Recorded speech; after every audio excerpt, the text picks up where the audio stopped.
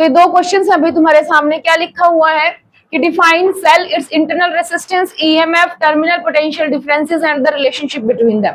So first of all जो basic terms लिखी हुई हैं हमें उसको क्या जानना, थोड़ा सा डिफाइंस ही हमारे सामने इसके आएंगे, उसके बाद हम क्या देखेंगे कि क्या रिलेशनशिप इसके बीच में होता है। रिलेशनशिप सबसे इंपॉर्टेंट है, डिफाइंस इतनी इंपॉर्टेंट नहीं है। So first of all what is cell? Cell जो है तुम भाई किस में पढ़ रहे हो, इलेक्ट्रोकेमिस्ट्री तुम पढ़ रहे हो मेरे ख्याल से, केमिस्ट्री के अंदर आपका इलेक्ट्रोकेमिस्ट्री चल रहा है, ठीक है, वहां पे आप क्या पढ़ रहे हो, सेल पढ़ रहे हो, ठीक है। सेल मेरे ख्याल से वहां पे आप दो टाइप के सेल पढ़ रहे होंगे, एक ऐसे सेल होते हैं जो इलेक्ट्रिकल एनर्जी को केमिकल एनर्जी में कन्वर्ट करते हैं, और दूसरे ऐसे होते हैं जो केमिकल एनर्जी को इलेक्ट्रिकल एनर्जी में कन्वर्ट करते हैं। तो फिजिक्स के अंदर मैं किस टाइप के सेल का इस्तेमाल करूंगी भाई, मुझे क्या चाहिए, फिजिक्स के अंदर हम क्या पढ़ रहे हैं, करंट, इलेक्ट्रिसिटी, मुझे क्या चाहिए, एक बैटरी चाहिए जो क्या करेगी, पोटेंशियल डिफरेंस क्रिएट करेगी, जिसकी वजह से क्या बनने वाला है, करंट बनने वाला है, ठीक है। तो मैं कौन से वाले सेल को यहाँ पे इस्तेमाल करने वाली हूँ, ऐसे सेल जो केमिकल एनर्जी को किसमें कन्वर्ट करेंगे भाई, आपकी इलेक्ट्रिकल एनर्जी के अंदर कन्वर्ट करेंगे। तो सेल की अगर मुझे सिंपल डिफाइन देनी हो, पहली बात ये, आपकी बायो वाला सेल तो यहाँ पे नहीं है, ठीक है। अगर फिजिक्स में मुझे सेल की डिफाइन देनी हो तो यहाँ पे क्या लिखेंगे भाई, a device which is used to maintain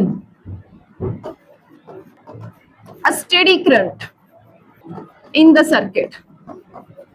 किसी सर्किट के अंदर अगर मुझे करंट को मेंटेन करके रखना है तो मैं किस डिवाइस का इस्तेमाल करूंगी भाई, सेल का इस्तेमाल करूंगी, ठीक है। जो सेल होते हैं आपके दो टाइप के हो सकते हैं, एक होते हैं आपके पास प्राइमरी सेल और दूसरे कौन से होते हैं आपके पास, सेकेंडरी सेल्स, ठीक है।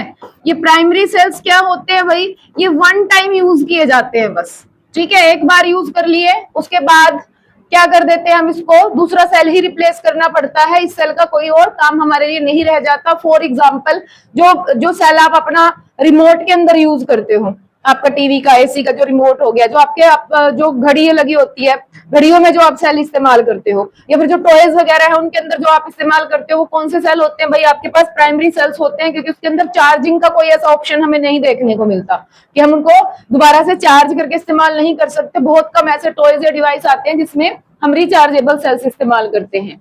तो ये हमारे पास प्राइमरी सेल्स होते हैं। सेकेंडरी सेल्स कौन से जाएंगे आपके पास, जिनको हम क्या कर सकते हैं भाई, रिचार्ज करके फिर से यूज कर सकते हैं। एग्जांपल दे सकते हो इसको,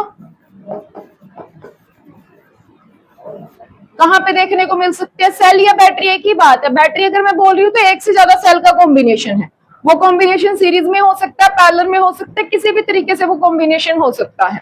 तो ऐसी कोई एग्जांपल आपके पास हो जहां पे हम क्या इस्तेमाल कर रहे हैं भाई, सेकेंडरी सेल्स इस्तेमाल कर रहे हैं अपने डे टू डे लाइफ के अंदर, कोई ऐसा एग्जांपल याद आ रहा है आप लोगों को? हाँ जी, मोबाइल फोन, मोबाइल फोन हो गया आपका, लैपटॉप बैटरीज होगी आपकी, या फिर जो भी डिवाइस आप चार्ज करते हैं और उसके बाद रीयूज करते हैं उसको, तो वो आपका सेकेंडरी सेल के अंदर चला गया। इस टाइप का क्वेश्चन पेपर के अंदर नहीं बनता है, सिर्फ मैंने तुम्हें एक डेफिनेशन के तौर पे बता दिया कि ऐसा करके कुछ सेल होता है। तो ये हमारा क्या हो गया, प्राइमरी सेल, सेकेंडरी सेल हो गया। इसके बाद क्या आता है भाई, इंटरनल रेसिस्टेंस करके एक टर्म लिखी है मैंने, क्या लिखा है, इंटरनल रेसिस्टेंस। ये तुम्हारे काम की चीज है भाई, ये तुम्हारे काम की चीज क्यों है, क्योंकि इससे कई सारी चीजें तुम्हें देखने को मिलेगी, हर सर्किट के अंदर तुम्हें इंटरनल रेसिस्टेंस लगा हुआ मिलेगा। क्या है इंटरनल रेसिस्टेंस, इसके नाम से क्लियर है। इंटरनल का मतलब क्या होता है, खुद का, इंटरनल अंदरूनी, ठीक है। रेसिस्टेंस मतलब कि कोई अपोजिशन जो बन रहा है अंदरूनी तौर पे, जो सेल आपने बनाया है, केमिस्ट्री के अंदर आप लोगों ने सीख लिया कि जो सेल होता है जब हम उसको प्रिपेयर करते हैं तो उसके अंदर हम क्या क्या इस्तेमाल करते हैं, इलेक्ट्रोलाइट्स होते हैं, इलेक्ट्रोड्स होते हैं उसके अंदर, ठीक है। तो यहाँ पे यही चीज इस्तेमाल की गई है भाई कि जो भी आपने कंपोनेंट्स एक सेल को बनाने में इस्तेमाल किए हैं तो उनका खुद का क्या होता है, एक रेसिस्टेंस होता है। जब हम करंट को फ्लो कराते हैं, जब इस सेल को हम एक सर्किट के अंदर लगाएंगे और उस सर्किट में से करंट फ्लो होगा तो सेल भी कुछ ना कुछ वोल्टेज जो उसने बनाई है, खुद से बनाई उसने वोल्टेज, उस वोल्टेज को थोड़ा सा कंजप्शन कौन करेगा भाई, सेल खुद भी करेगा, क्योंकि सेल के अंदर जो आपके डिवाइसेस लगे हुए हैं, जो फिजिकल इक्विपमेंट्स लगे हुए हैं, इलेक्ट्रोड्स, इलेक्ट्रोलाइट्स, व्हाटएवर जो भी है, वो भी क्या करते हैं, एक रेसिस्टेंस ऑफर करते हैं towards the flow of the charge. तो सेल के अंदर जो रेसिस्टेंस होता है उसको हम क्या बोल सकते हैं, इंटरनल रेसिस्टेंस बोल सकते हैं। इसका सिंबल हमें ज्यादातर क्या देखने को मिलेगा भाई, स्मॉल आर से इसको दिखाया जाएगा, ठीक है। किन किन फैक्टर्स के ऊपर ये डिपेंड करेगा भाई, जिन फैक्टर से, जिन चीजों से मिलकर आपका सेल बना हुआ है उन्हीं फैक्टर्स के ऊपर डिपेंड करेगा। पहला किसके ऊपर डिपेंड कर जाएगा भाई, आपका नेचर ऑफ इलेक्ट्रोलाइट। सेकंड क्या हो जाएगा आपका, नेचर ऑफ इलेक्ट्रोड्स। ठीक है। थर्ड क्या हो जाएगा आपका, area of electrodes immersed into electrolytes. ये फैक्टर कई बार पूछ लेते हैं कि किसी सेल का इंटरनल रेसिस्टेंस किन किन बातों पे डिपेंड करता है, या फिर ऐसे पूछ सकते हैं कि हम कैसे किसी सेल का इंटरनल रेसिस्टेंस रिड्यूस कर सकते हैं। क्योंकि अगर ऐसा हो जाए कि हमने एक सेल प्रिपेयर किया और खुद ही उसने इतनी ज्यादा वोल्टेज कंज्यूम कर ली कि हमारे लिए, हमारे यूज के लिए कुछ बचे ही नहीं, तो वो हमारे किस काम का सेल। ठीक है, तो हमारा मोटिव क्या रहता है कि कोई सेल जो बन रहा है हमारे पास, हम ऐसा सेल प्रिपेयर करें कि उसका इंटरनल रेसिस्टेंस क्या हो भाई, कम हो। ठीक है, एक और फैक्टर होता है सेपरेशन बिटवीन द इलेक्ट्रोड्स। तो इन बातों से तुम्हें समझ में आ गया होगा कि जो एक फ्रेशली प्रिपेयर्ड सेल होता है उसका इंटरनल रेसिस्टेंस क्या होता है भाई। फ्रेशली प्रिपेयर्ड सेल अगर मेरे पास है, ठीक है, तो उसका इंटरनल रेसिस्टेंस क्या मिलेगा भाई, आपको कम मिलेगा या फिर लो वैल्यू का मिलेगा, क्योंकि अभी अभी हमने उसको प्रिपेयर किया है, उसके इलेक्ट्रोलाइट्स, उसके इलेक्ट्रोड सब कुछ अच्छी कंडीशन के अंदर है। ठीक है, तो अगर सेल को यूज करते करते बहुत टाइम हो चुका है तो उसका इंटरनल रेसिस्टेंस टाइम के साथ साथ क्या होने लग जाता है, इंक्रीज होने लग जाता है। अगर सेल पुराने हो गए हैं इस्तेमाल करते करते तो उनका इंटरनल रेसिस्टेंस बढ़ जाता है। ठीक है, उसका खुद का वोल्टेज कंजप्शन बढ़ जाएगा। क्लियर। उसके बाद हमारे पास क्या टॉपिक लिखा मैंने भाई, क्वेश्चन के अंदर क्या लिखा था कि पहले मैंने पूछा सेल क्या होता है, फिर मैंने पूछा कि इंटरनल रेसिस्टेंस क्या होता है। ठीक है, इंटरनल रेसिस्टेंस क्या है, क्या लिखोगे, resistance offered by the cell या resistance offered by the components of the cell. ठीक है, ये क्या होता है, resistance offered by the cell. Cell ने खुद से कितना रेसिस्टेंस ऑफर किया है वही आपका इंटरनल रेसिस्टेंस है। नेक्स्ट हमने क्या पूछा भाई, अब इस चीज को जो मैं तुम्हें बता रही हूँ भाई, इस क्वेश्चन को बड़े ध्यान से समझ लेना, पता नहीं कितनी बार ये क्वेश्चन 2 नंबर के अंदर तो बहुत बार पूछा जाता है। 2 चीजें पूछी उन्होंने आगे क्वेश्चन के अंदर कि भाई आपका ईएमएफ क्या होता है और एक टर्मिनल पोटेंशियल डिफरेंस क्या होता है। तो क्लैरिटी के लिए मैं क्या कर रही हूँ, दोनों चीजों को कंपेयर करेंगे कि क्या होता है क्या नहीं। ठीक है, पहले मैं क्या लिख रही हूँ, ईएमएफ लिख रही हूँ। ठीक है, इधर हमारे पास क्या चल रहा है भाई, टर्मिनल पोटेंशियल डिफरेंस चल रहा है, ये सिंपल पोटेंशियल डिफरेंस भी बोल सकते हैं। ठीक है, टर्मिनल पोटेंशियल डिफरेंस, इसका सिंबल जाएगा यहाँ पे V और इसका सिंबल क्या चलेगा भाई, कैपिटल E इसका सिंबल चलेगा। ठीक है, तो मान लेती हूँ मेरे पास एक सेल है, एक इसका ये पॉजिटिव एंड है और जो छोटे स्लैश से दिखाया गया वो क्या है इसका, ठीक है, नेगेटिव टर्मिनल है। तो इस सेल को मैंने किसी सर्किट के अंदर इस्तेमाल किया है, ये मेरे पास यहाँ पे की लगी हुई है। ठीक है, एक सर्किट है मेरे पास, ये मान लो रेसिस्टेंस R, कुछ भी डिवाइस हो सकता है, ये कोई फैन बल्ब वगैरह जो भी जो मैं चलाना चाह रही हूँ, लेकिन उसको हम किस सिंबल से दिखा रही हूँ, मैं यहाँ रेसिस्टेंस R से दिखा रही हूँ। ठीक है, तो अगर कंडीशन ये है कि मैंने सेल को जस्ट अभी सर्किट के अंदर अटैच किया है, लेकिन जो की है वो ओपन कंडीशन में है, अभी तक मैंने इसके अंदर करंट फ्लो नहीं कराया है, तो अगर मैंने करंट फ्लो नहीं करा रखा और मैं एक वोल्ट मीटर लेकर आऊं और उस वोल्ट मीटर को मैं यहाँ पे अटैच कर दूं, वोल्ट मीटर जानते हो क्या होता है, वोल्ट मीटर एक ऐसा डिवाइस होता है जो पोटेंशियल डिफरेंस को मेजर करने का काम करता है। तो सेल के जो पॉजिटिव और नेगेटिव टर्मिनल है उसके बीच में इस टाइम कितना पोटेंशियल डिफरेंस है, किस टाइम भाई, जब तक मैंने इस सर्किट के अंदर स्विच ऑन नहीं किया है, जब तक करंट की वैल्यू क्या है भाई आपके पास 0 है। तो उस कंडीशन के अंदर जो पोटेंशियल डिफरेंस ये मेजर करके देगा वही आपके पास क्या है, ईएमएफ है। वही क्या है आपके पास, ईएमएफ है। It is the maximum potential difference between the 2 electrodes of the cell. Cell की जो इलेक्ट्रोड्स है उसके बीच में कितना मैक्सिमम पोटेंशियल डिफरेंस हो सकता है, वही आपका क्या कहला रहा है भाई, ईएमएफ कहला रहा है। अब इसकी बात करूं अगर मैं टर्मिनल पोटेंशियल डिफरेंस की, तो इसमें भी सेम सेल है भाई। ठीक है, सेम सर्किट से ये कनेक्टेड है, रेसिस्टेंस लगा हुआ है R, और यहाँ पे मैंने अब की बार क्या कर दिया, दोबारा से वोल्ट मीटर कनेक्ट कर दिया। वोल्ट मीटर हमेशा पैरेलल में लगाया जाता है, जिस भी डिवाइस का हमें जो पोटेंशियल डिफरेंस है वो मेजर करना है उसके साथ पैरेलल में वोल्ट मीटर लगता है। ठीक है, अब की बार मैंने की को क्या कर दिया, यहाँ पे भाई की को यहाँ पे क्लोज कर दिया। ठीक है, की को क्लोज करने से क्या होगा, इसके अंदर किसी डायरेक्शन में करंट फ्लो होगा, यानी कि आई की कुछ ना कुछ यहाँ पे क्या जाएगी भाई, वैल्यू जाएगी। जैसे ही इसके अंदर करंट फ्लो होगा, जो ये सेल था जिसका ईएमएफ ई था, इसके अंदर कुछ ना कुछ इंटरनल रेसिस्टेंस भी था भाई, इसके जो कंपोनेंट्स थे कुछ वोल्टेज का कंजप्शन वो खुद भी कर लेंगे। तो हमारे वाला सर्किट जो बाहर की तरफ जो डिवाइस लगा हुआ उसे कितनी वोल्टेज मिलेगी, क्या उसे उतनी ही वोल्टेज मिल जाएगी जितनी उसके टर्मिनल, जो उसके टर्मिनल्स के बीच में डिफरेंस था। तो आंसर जाएगा नो, क्योंकि उसमें से खुद थोड़ा सा पोटेंशियल उसने क्या कर लिया है, कंज्यूम कर लिया, खुद के इंटरनल रेसिस्टेंस में भी कुछ वोल्टेज का ड्रॉप दिखाया है। तो हमें जो वोल्टेज मिलेगी वो ईएमएफ के कंपैरिजन में थोड़ी सी डाउन मिलेगी, depending upon the cell condition. कि आपका सेल फ्रेशली प्रिपेयर्ड है या फिर बहुत टाइम हो चुका है यूज करते हुए, आपके इलेक्ट्रोड्स की कंडीशन क्या है, इलेक्ट्रोलाइट्स कैसा है, कितना एरिया डिप है, कितना सेपरेशन है, तो सब फैक्टर्स के हिसाब से आपका जो V है उसकी वैल्यू यहाँ पे देखने को मिलेगी। तो जिस टाइम करंट ऑन है उस टाइम जो वोल्ट मीटर रीडिंग दे रहा है वो आपका क्या कहलाएगा भाई, टर्मिनल पोटेंशियल डिफरेंस कहलाएगा। आई होप कि दोनों बातें आपको क्लियर हैं। ठीक है, इसमें क्वेश्चन किस तरीके से आता है भाई, क्वेश्चन आ जाता है आपके पास सीधा डिफाइन पूछ लेंगे कि what do you mean by EMF, या फिर आपसे डिफाइन पूछ लेंगे what do you mean by terminal potential difference, या फिर आपसे क्या पूछेंगे भाई, इन दोनों में डिफरेंस पूछ लेंगे। तो तुम्हारा होमवर्क पता क्या है, वेरी गुड, अगर पता है तो right any 3 differences between EMF and terminal potential difference. कोई 3 बातें हैं जो तुम्हें बतानी है, मैं इसके अंदर बता चुकी हूं, जो मैंने वर्डिंग इस्तेमाल करी है इसी में से निकल के आएंगी वो 3 बातें। काम इसलिए दे रही हूं ताकि घर जाके थोड़ा सा पढ़ लो। क्लियर? तो उसके बाद हमसे क्या पूछा गया, टर्मिनल पोटेंशियल डिफरेंस और ईएमएफ के बीच में रिलेशनशिप इन्होंने पूछा, या फिर इंटरनल रेसिस्टेंस वगैरह सब कुछ लगा के हमसे क्या पूछा है, एक रिलेशनशिप हमसे पूछा गया है। तो यहाँ पे ध्यान देना भाई, मैं रिलेशनशिप लिखने जा रही हूँ, मैं लिख रही हूँ V, व्हाट इज V, कि हमें जो वोल्टेज मिल रही है किसके लिए, जो एक्सटर्नल रेसिस्टेंस लगा हुआ है उसके लिए जो वोल्टेज मुझे मिली, जिसको मैं टर्मिनल पोटेंशियल डिफरेंस बोल रही हूँ, वो क्या है भाई, जो एक्चुअल में पोटेंशियल डिफरेंस था उसके एंड में, दैट इज ईएमएफ। ईएमएफ में से कुछ वोल्टेज क्या हो गई है, कम हो गई है। कितनी वोल्टेज कम हो गई भाई, जितनी इस रेसिस्टेंस ने ड्रॉप कराई उतनी वोल्टेज कम होगी।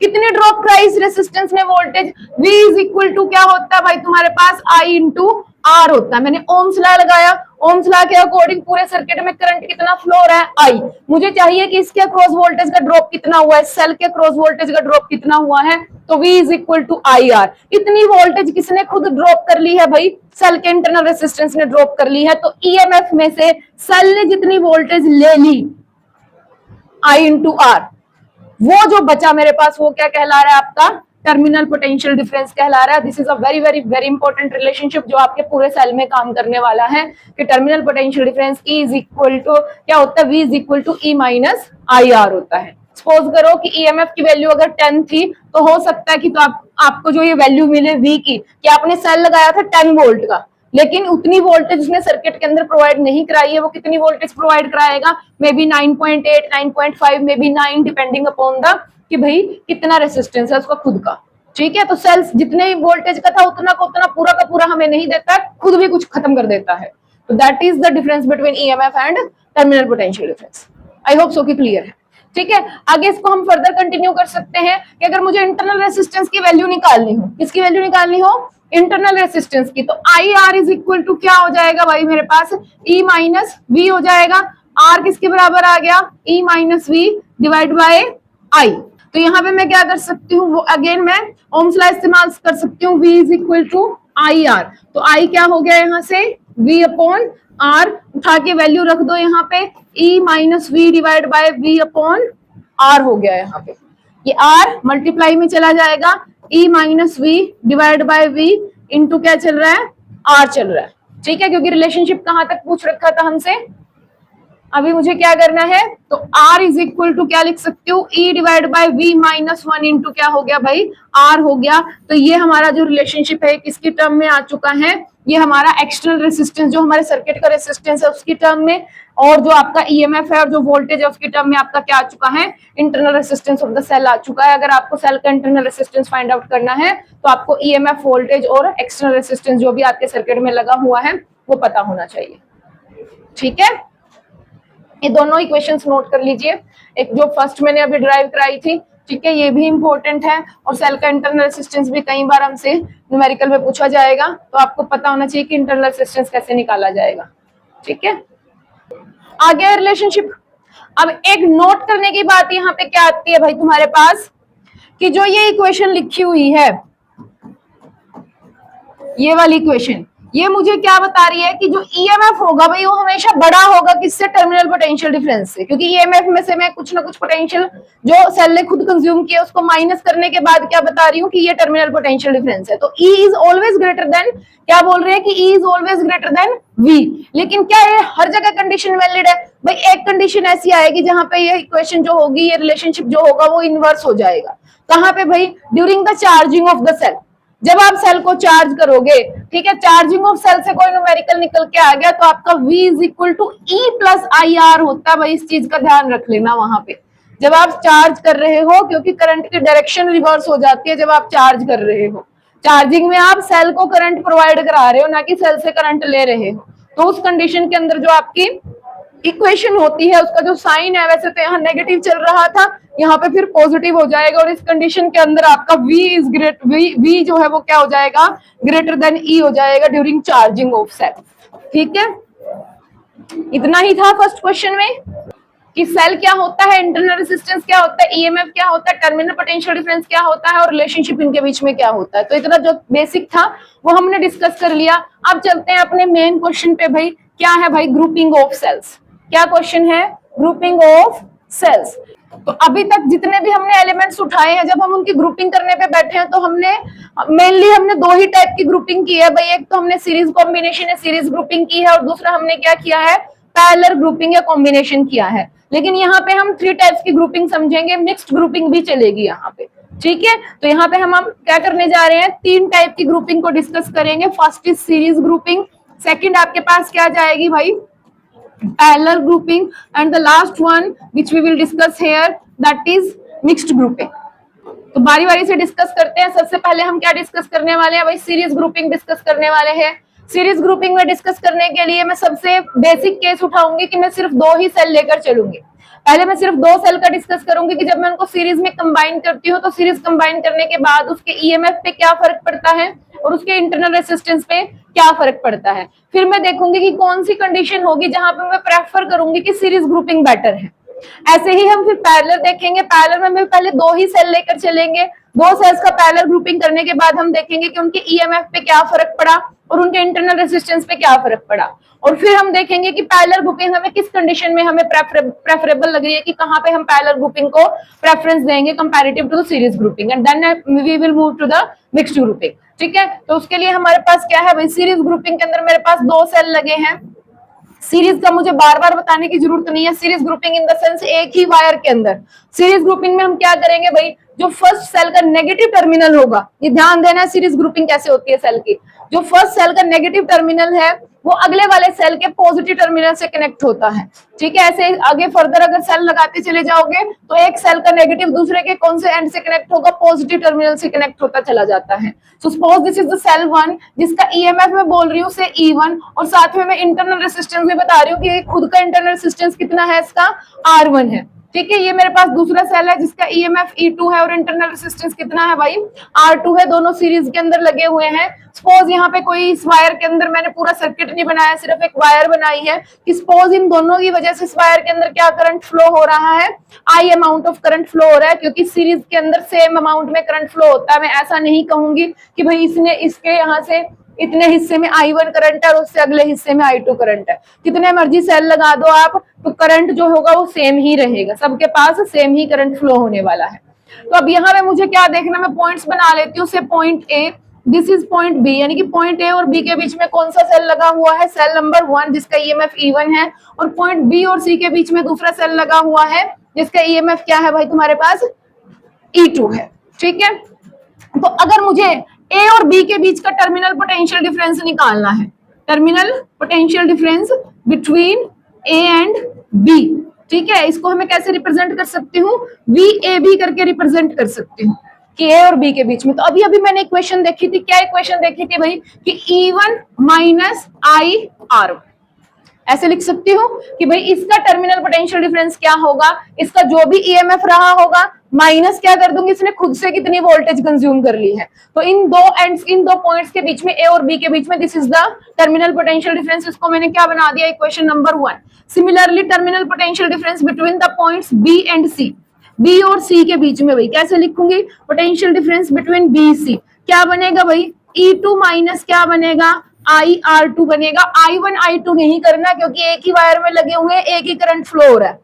E1 R1 E2 R2 चलेगा, I सेम है। मैक्सिमम बच्चे यहाँ पे I1 I2 लगा देते हैं, फिर इक्वेशन सोल्व नहीं होगी पेपर में बैठ के। भाई ध्यान देना है कि क्या चीज सेम है। इक्वेशन नंबर क्या बन गई तुम्हारे पास, 2 बन गए। ठीक है, दोनों को एक ही मैंने वायर में लगा रखा है, तो दोनों को जब मैंने एक ही वायर में अटैच कर दिया तो उसकी वजह से ए और सी के बीच में कितना पोटेंशियल डिफरेंस बन गया, क्या देखना है, net potential difference, net potential difference between points, कौन सा पॉइंट्स भाई, A and C.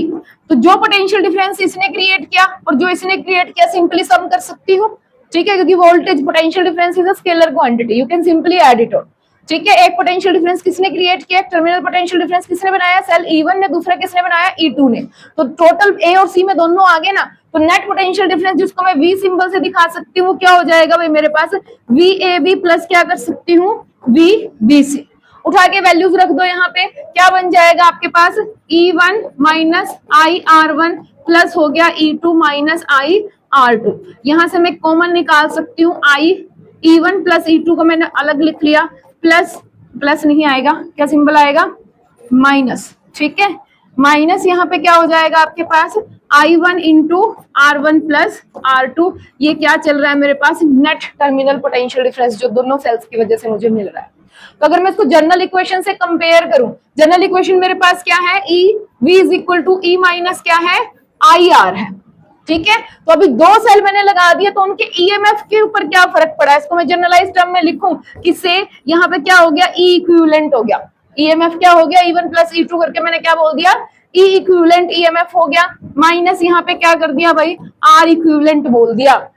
Are equivalent और ई इक्विवेलेंट का मतलब क्या है कि सीरीज ग्रुपिंग करने के बाद जो ईएमएफ का आपका हुआ है, तो क्या हुआ है भाई, साफ साफ दिख रहा है E1 प्लस E2 हो गया, यानी कि ईएमएफ क्या हो रहे हैं, ऐड हो रहे हैं। ईएमएफ यहाँ पे क्या हो रहा है आपका, इंक्रीज हो जाता है जब आप कौन सी ग्रुपिंग करते हो, सीरीज ग्रुपिंग करते हो। बेनिफिट है या फिर नुकसान है, ईएमएफ बढ़ रहा है जब हमने सेल्स को किस में लगाया, सीरीज में लगाया, ठीक है।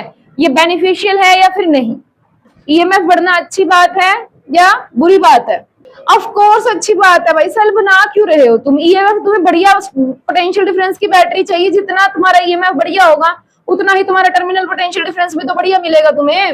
अगर ई की वैल्यू बड़ी है तो वी भी तो बड़ा ही मिलेगा, इंटरनल रेजिस्टेंस तो फिक्स है उसका।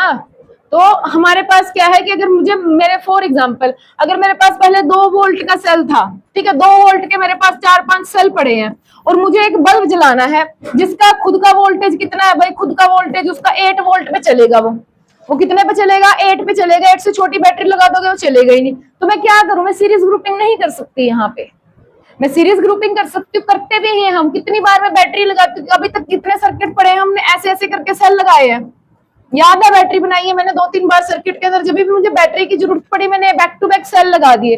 क्यों लगा दिए भाई, क्योंकि एक सेल इस चीज को नहीं चला पा रहा है, जो भी मेरा डिवाइस है जो 8 वोल्ट की डिमांड कर रहा है, एक डिवाइस नहीं रन कर पा रहा, तो मैंने 2-3 इकट्ठे लगा दिए। कैसे लगा दिए, सीरीज ग्रुपिंग के अंदर लगा दिए, क्योंकि सीरीज के अंदर क्या हो जाता है आपका ईएमएफ जो होगा वो इंक्रीज हो जाएगा भाई, सबके ईएमएफ क्या हो जाएंगे, ऐड हो जाएंगे। ये चीज मेरे लिए फायदे की चीज है कि भाई ठीक है ईएमएफ बढ़ गए, मुझे जरूरत पड़ेगी कि मुझे किसी और डिवाइस को चलाना है जिसकी वोल्टेज हाई है, तो मैं क्या कर सकती हूँ, सीरीज ग्रुपिंग कर सकती हूँ।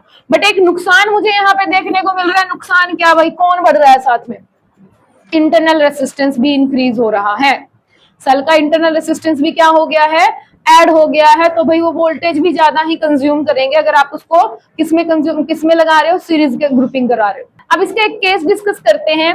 केस क्या कि भाई अगर मेरे पास n आइडेंटिकल सेल्स हैं जो मैंने किसमें लगाए हैं, सीरीज के अंदर लगाए हैं, ठीक है, n आइडेंटिकल सेल्स हैं जो मुझे किसमें अटैच करनी है, सीरीज ग्रुपिंग करनी है, तो उसके साथ देखते हैं भाई कि ईएमएफ वगैरह का क्या होता है। तो ये अगला टॉपिक जो आपके पास है, I have n identical sales, तो अगर ऐसा है तो सर्किट कुछ ऐसा दिखेगा भाई, बैक टू बैक, बीच में डॉट डॉट करके बना रही हूँ क्योंकि बहुत सारे सेल हैं, ठीक है, हम इसको ऐसे काउंटिंग नहीं कर सकते।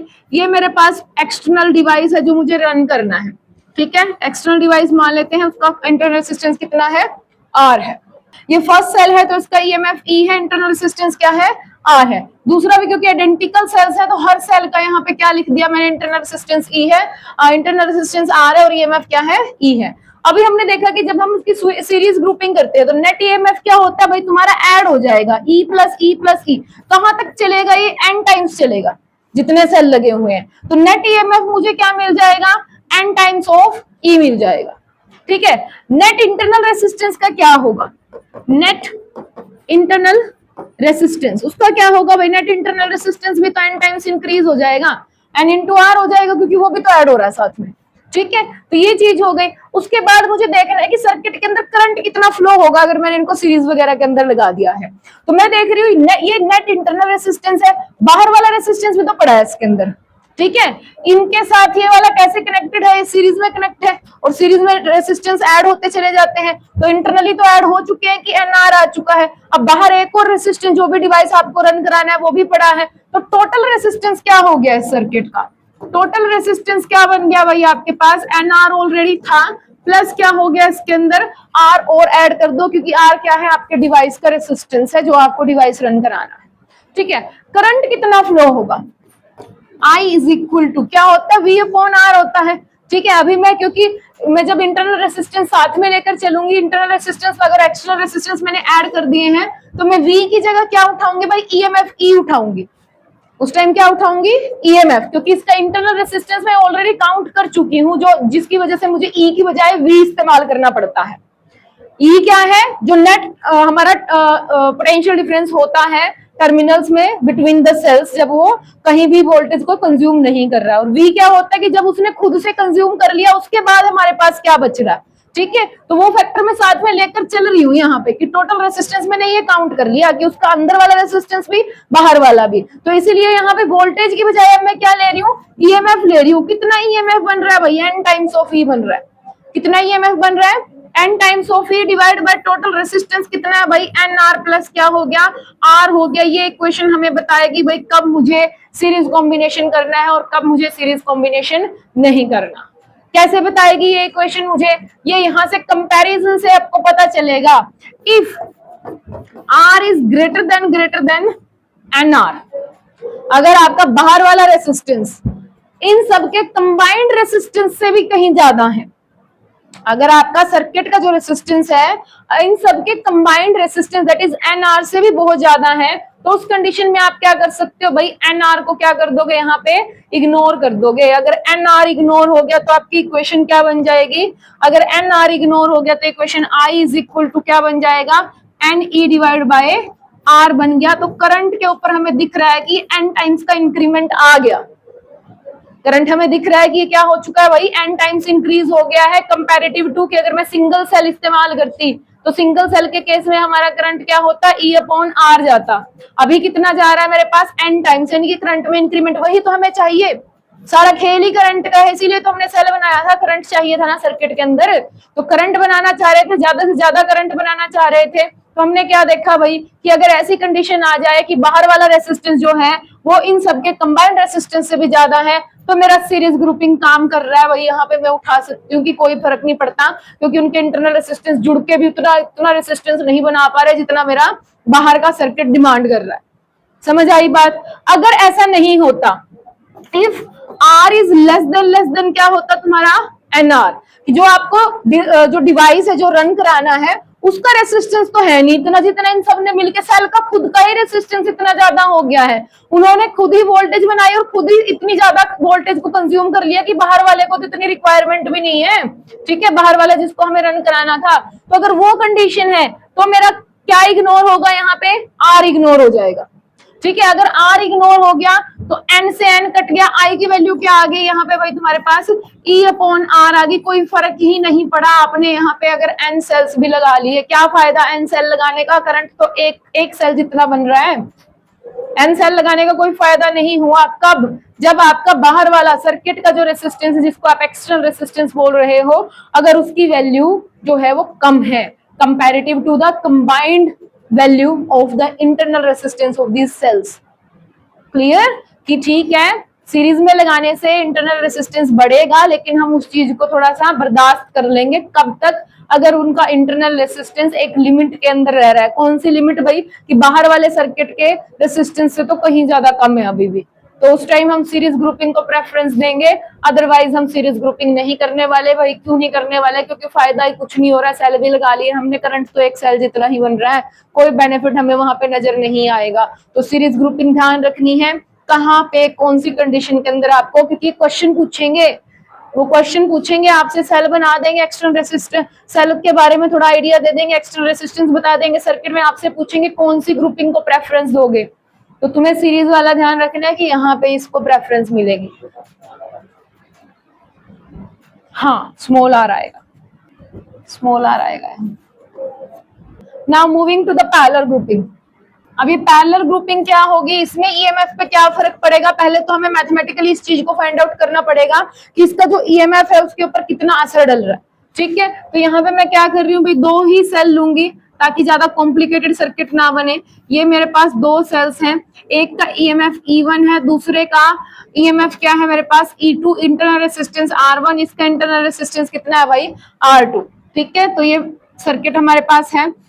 इसके अंदर क्या हो रहा है कि भाई हमें पता है पैरेलल के अंदर करंट सेम नहीं होता, पैरेलल के अंदर करंट सेम नहीं होता है, ये हर उसमें चलती है, कोई मर्जी एलिमेंट लगा लो आप, कैपेसिटर लगा लो आप, रेसिस्टेंस लगा लो, सेल्स लगा लो, अगर पैरेलल कॉम्बिनेशन है और आइडेंटिकल एलिमेंट्स नहीं है आपके पास तो करंट सेम नहीं है। ठीक है, तो यहां से मैं सपोज कर रही हूँ कि भाई यहां से करंट बना I1 और इधर से करंट निकला I2, टोटल सर्किट के अंदर करंट कितना निकल जाएगा, I1 प्लस I2 जुड़ के यहाँ से मान लिया कि I करंट यहाँ से बाहर की तरफ निकल रहा है। ठीक है, एक चीज हमें पता है कि पैरेलल के अंदर करंट सेम नहीं होता, लेकिन दूसरी चीज मुझे ये भी पता है कि पैरेलल के अंदर पोटेंशियल डिफरेंस सेम रहता है। पैरेलल के अंदर जो पोटेंशियल डिफरेंस है वो क्या रहता है, सेम रहता है, यानी कि जो पोटेंशियल डिफरेंस इस वाले सेल के क्रॉस होगा सेम पोटेंशियल डिफरेंस आपको इस वाले सेल के क्रॉस भी मिलेगा। ठीक है, पॉइंट्स बोल सकती हूँ मैं इसको, पॉइंट ए और बी बोल दिया, तो यहाँ पे हमें पता है कि potential difference between A B is equal to V है, वो दोनों के लिए है अगर मैं वी बोल रही हूँ उसको। ठीक है, तो दो अलग अलग इक्वेशन इसको निकाल सकती हूँ, कैसे भाई, एक तो इक्वेशन सेल E1 के लिए लगा लूं, दूसरी E2 के लिए लगा लूं। V इज इक्वल टू क्या हो जाएगा, E1 माइनस क्या हो गया भाई, यहाँ पे I1 आएगा अब किस बार, और साथ में क्या आएगा R1 आएगा, क्योंकि करंट अब की बार क्या है, अलग अलग है, करंट अलग अलग है, तो इक्वेशन तुम्हारी कुछ इस तरीके से बनेगी। दूसरा आप सेकंड सेल के लिए लगा सकते हो, लिख लेगी वहां से भी V ही, क्योंकि अब की बार V1 V2 नहीं है, पोटेंशियल डिफरेंस सेम रहता है पैरेलल कंडीशन में। तो यहाँ पे क्या हो गया भाई, E2 माइनस क्या हो जाएगा I2 R2 हो जाएगा, इक्वेशन नंबर क्या बन गई आपकी 2। दो इक्वेशन बना ली, फर्दर कैसे कंटिन्यू करना है, आपको इक्वेशन बनानी है कि नेट करंट जो है आपके पास वो क्या है भाई, I1 प्लस क्या चल रहा है, I2 चल रहा है। तो आपको इक्वेशन नंबर 1 और 2 से I1 I2 की वैल्यूज निकालनी है। यहाँ क्या हो जाएगा, यहाँ से I1 की वैल्यू निकालिए, पहले I1 को इधर लिख लीजिए, I1 R1 is equal to क्या हो गया, E1 माइनस V। तो यहाँ से आपके पास वैल्यू निकालनी है मुझे किस चीज की भाई, I1 की। I1 कितना हो जाएगा, E1 minus V divide by R1 हो जाएगा। ठीक है, इसको इक्वेशन नंबर क्या बना सकते हो, 3। सिमिलरली क्या कर सकते हो आप, I2 की वैल्यू निकाल सकते हो, I2 भी क्या बन जाएगा भाई आपके पास, E2 minus V divide by क्या हो जाएगा R2, इक्वेशन नंबर क्या बन गया आपके पास 4। Using 3 and 4 in that equation, जो भी स्टार इक्वेशन आपने बना रखी है। ठीक है, तो I is equal to what is the value of I1, it's E1 minus V divide by R1 plus E2 minus V divide by क्या भाई R2। ठीक है, तो इसको मैं थोड़ा सा ऐसे लिख सकती हूँ, E1 डिवाइड बाय R1, ध्यान से देख लेना क्या कर रही हूँ, V डिवाइड बाय क्या भाई R1 प्लस यहाँ पे E2 divide by R2 minus V divide by क्या हो गया R2 हो गया। अब V वाली टर्म से एक साथ लिख सकती हूँ, तो I इज इक्वल टू क्या हो गया, E1 divide by R1 plus E2 divide by R2 minus V मैंने कॉमन निकाल लिया, 1 बाय R1 प्लस क्या हो गया 1 बाय R2। इतना तामझाम कर क्यों रही हूँ, क्योंकि मुझे वो जनरल इक्वेशन चाहिए V is equal to E minus I R वाली, और उसको मुझे कंपेयर करना है कि यहाँ पे क्या चल रहा है। ठीक है, सीरीज में भी ऐसे ही किया था, तो अगर उस इक्वेशन तक जाना है तो मेरा मेन मोटिव क्या है कि ये टर्मिनल पोटेंशियल डिफरेंस इधर ले जाऊं, V वाला फैक्टर उठा के, तो ये पूरा फैक्टर मैं इधर लेकर जा रही हूँ, V into 1 by R1 plus 1 by R2 is equal to E1 by R1 plus E2 by क्या हो गया R2 माइनस क्या हो गया भाई तुम्हारे पास यहाँ पे I हो गया। ठीक है, I can take the LCM of both sides, तो अगर मैं यहाँ पे एलसीएम लूं, ये क्या बन गया भाई R1 R2 into R1 plus R2, इसका एलसीएम इधर हो गया। ऐसे ही आप यहाँ पे एलसीएम ले सकते हो, R1 R2 पूरे का ले रही हूँ, तो ये क्या हो गया E1 R2 plus E2 R1 minus क्या हो गया आपके पास I इंटू R1 R2। ठीक है, दोनों के बेस सेम है, कैंसिल आउट हो जाएगा, तो ये यहां से ये चीज गया, तो आपके पास ये V है ना, दोनों के बेस सेम है, इसको ध्यान देना भाई, दोबारा V है ये, ठीक है, तो यहां से V की वैल्यू मुझे निकालनी है, R1 प्लस R2 नीचे क्या हो जाएगा, डिवाइड हो जाएगा। तो क्या बना, E1 R2 plus E2 R1 divide by R1 plus R2, similarly minus I into R1 R2 divide by क्या भाई, R1 plus R2. This is the equation. If I write this equation in the equivalent form, then what I get, E equivalent minus I R equivalent. So this is the terminal potential difference. Parallel में connect करने के बाद ये equation बन के आई है, और इस इक्वेशन से मेरे ख्याल से तुम्हें बिल्कुल भी समझ नहीं आ रहा है कि ईएमएफ का क्या हुआ और इंटरनल रेसिस्टेंस का क्या हुआ, क्योंकि मोटिव क्या था हमारा, मोटिव ये था, हमें ये जानना था कि अगर मैं सेल को पैरेलल कंबाइन कर रही हूँ, सेल की पैरेलल ग्रुपिंग कर रही हूँ, तो what is the effect on the EMF and what is the effect on the internal resistance. But यहाँ से मुझे कुछ भी क्लियरली समझ नहीं आ रहा। तो अगर समझ नहीं आ रहा भाई, क्या कर लो यहाँ पे, अच्छा पहले तो यहाँ से देख लो कि E इक्विवेलेंट क्या हुई है, ये हुई है कि भाई E1 R2 plus E2 R1 divide by R1 plus R2, यानी कि ईएमएफ हमारा ये बन के आया। इसका कहने का मतलब ये है कि ईएमएफ ये हो गया और इंटरनल रेसिस्टेंस जो है R इक्विवेलेंट क्या हो गया, R1 R2 divide by R1 plus R2 हो गया, ये चीज होगी। लेकिन मुझे समझ नहीं आ रहा कि क्या हुआ, तो समझाने के लिए हम क्या करेंगे कि इफ सेल्स आर आइडेंटिकल, ठीक है, कैसे हैं सेल, आइडेंटिकल हैं, identical in the sense E1 is equal to E2 is equal to E हो गया, और R1 is equal to R2 is equal to क्या हो गया भाई, R हो गया। अगर ऐसा है तो वैल्यू रख के देख लो भाई, यहाँ पे वैल्यू रखेंगे तो क्या हो गया, ER plus ER divide by R plus R कितना हो गया, 2R। तो यहाँ पे क्या हुआ, 2ER divide by 2R, R से R, 2 से 2 गया, क्या बचा भाई तुम्हारे पास, E बचा। तो ईएमएफ पे क्या असर हुआ भाई, दो सेल थे, एक का ईएमएफ ई था, दूसरे का भी ई था, मैंने पैरेलल ग्रुपिंग कर दी, क्या ईएमएफ पे कोई फर्क पड़ा, कोई फर्क नहीं पड़ा भाई। एक जो पैरेलल ग्रुपिंग करनी है ईएमएफ से, ना पैरेलल ग्रुपिंग करने से ना तो ईएमएफ आपका क्या हुआ है, इंक्रीज हुआ है, ना ही आपका ईएमएफ क्या हुआ भाई, डिक्रीज हुआ। जितने आपके सेल्स का ईएमएफ था अभी भी उतना ही ईएमएफ मुझे मिल रहा है। तो no effect on the EMF, इसको नोट कर लेना, there is no effect on the EMF when you combine two cells in two या मोर सेल्स जो भी है आपके पास, अगर आपने उसको पैरेलल ग्रुपिंग की है तो ईएमएफ पे कोई भी फर्क नहीं पड़ा है, ना इंक्रीज हुआ है ना ही डिक्रीज हुआ है।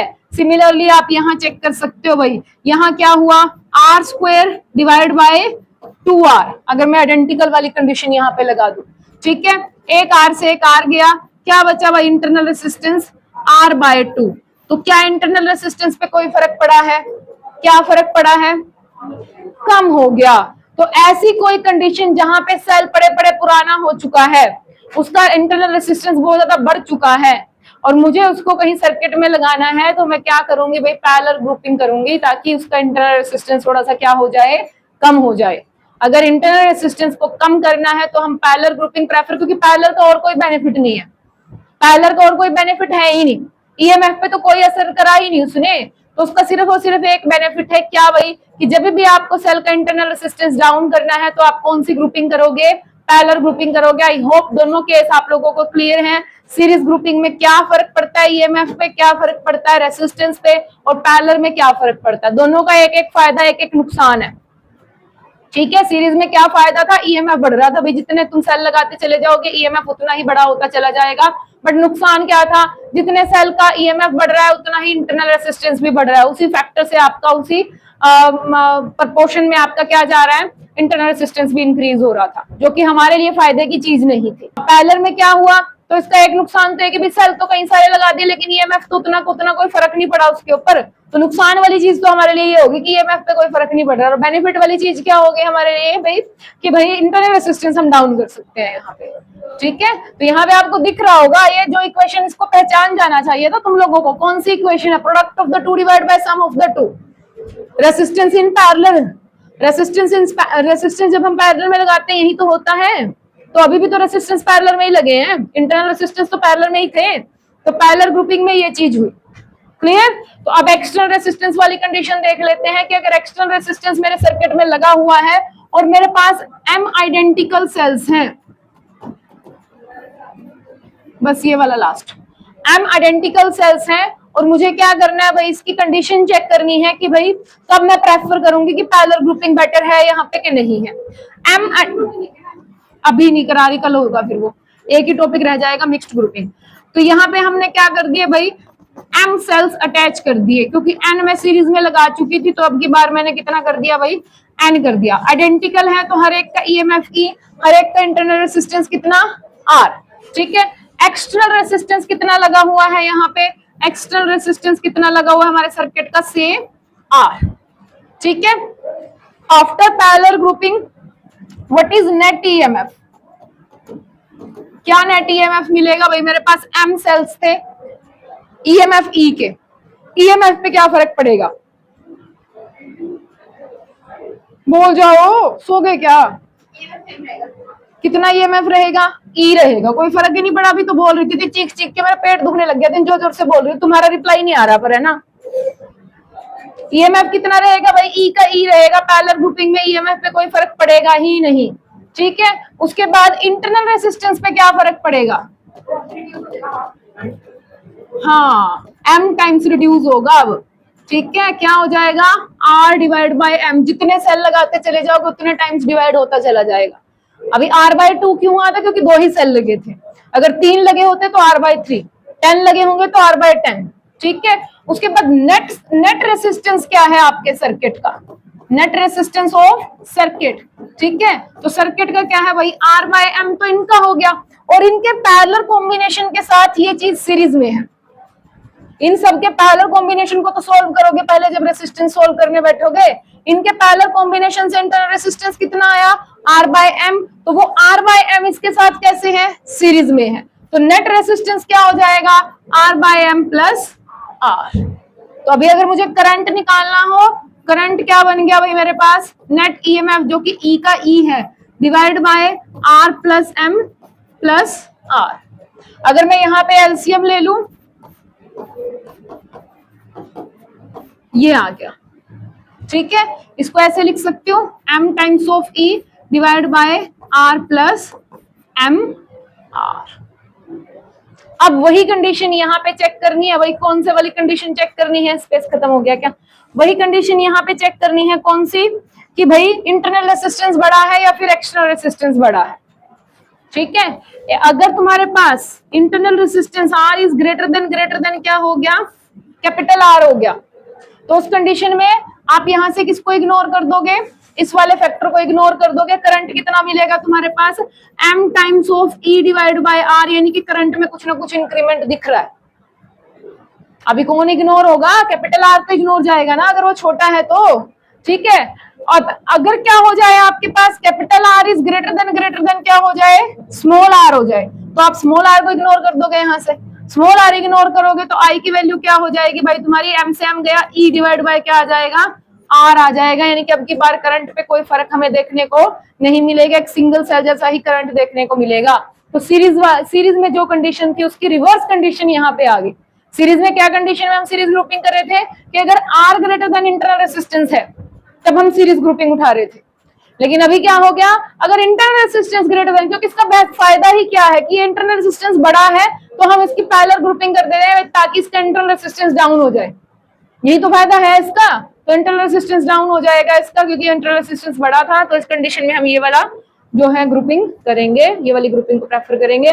लास्ट टॉपिक आपका रह गया, दैट इज मिक्स्ड ग्रुपिंग, उसको किस कंडीशन में करेंगे और क्या होता है मिक्स्ड ग्रुपिंग में, तो कल की क्लास में करेंगे और उसके बाद इसके न्यूमेरिकल्स डिस्कस करेंगे, ठीक है। जितना हो गया वो हर एक बच्चे को आना चाहिए भाई, जैसे आज आए हो ना टाइम से पूरे तैयार श्यार होके पढ़ने के लिए, तो कल बताने के लिए भी ऐसे हो जाना, ठीक है।